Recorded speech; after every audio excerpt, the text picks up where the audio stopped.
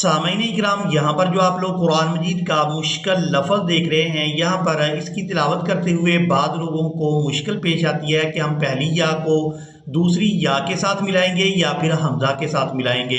और इसी तरह आप लोग ये मुश्किल लफ्ज़ देखें कि यहाँ पर हमने वाव को खींच कर अदा करना है या फिर बगैर खींचे अदा करेंगे। यहाँ वाव के ऊपर जो गोल सर्कल है ये क्यों लगाया गया है, तो बाद लोगों को इस बात का इल्म नहीं होता। आज की इस वीडियो में हम सूरतुल कहफ के मुश्किल अल्फाज को सीखने वाले हैं और ये वो सूरह मुबारक है जो हर जुमे के रोज़ तिलावत की जाती है और इसका बहुत ज़्यादा अजर व सवाब है। तो आप लोगों से गुजारिश है कि इस वीडियो के मुश्किल अल्फाज को खुद भी सीखें और इस वीडियो को दूसरे लोगों तक भी पहुंचाएं ताकि और लोग भी इससे फ़ायदा उठा सकें। तो चले आएँ आज के लेसन का आगाज़ करते हैं।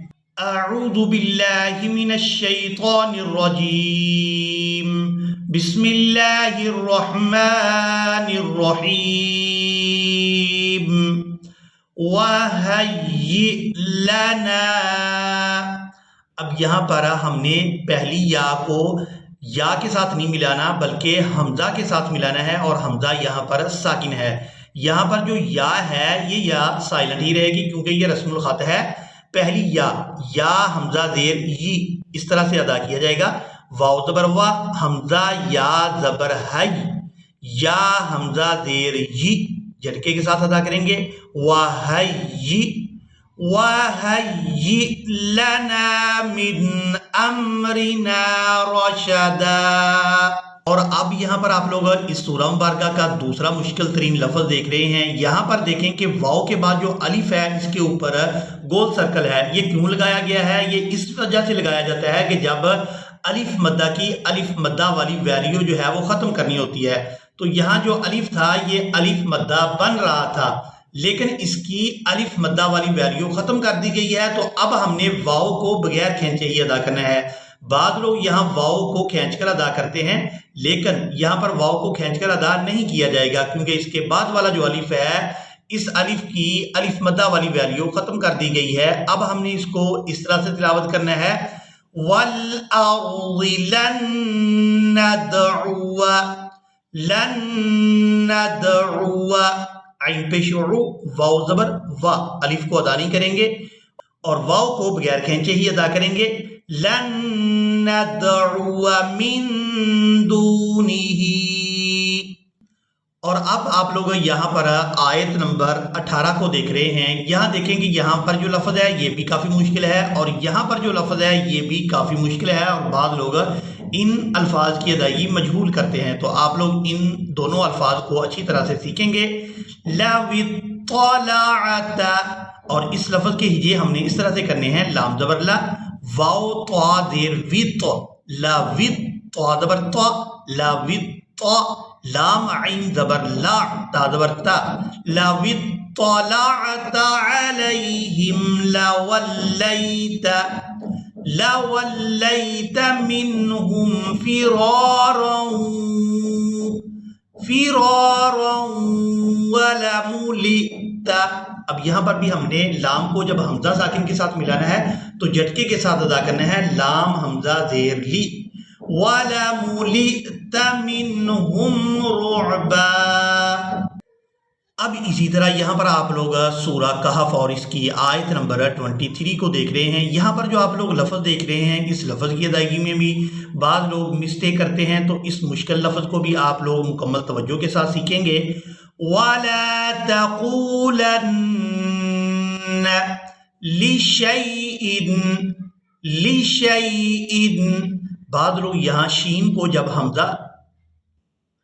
बाद लोग यहाँ पर शीन को जब या साकिन के साथ मिलाते हैं तो शीन को इस अलिफ की वजह से खींचते हुए इस या साकिन के साथ मिलाते हैं। तो यहाँ पर हमने शीन को डायरेक्ट या के साथ मिलाना है। यहाँ पर जो अलिफ है ये भी रस्मुल ख़त है और इस लफ्ज़ के हिजे हम इस तरह से करेंगे। लाम ज़ेर ली, शीन या ज़बर शै, लिशै, हमज़ा दो ज़ेर इन, लिशैइन। वला तक़ूलन्न लिशैइन इन्नी फ़ाइलुन।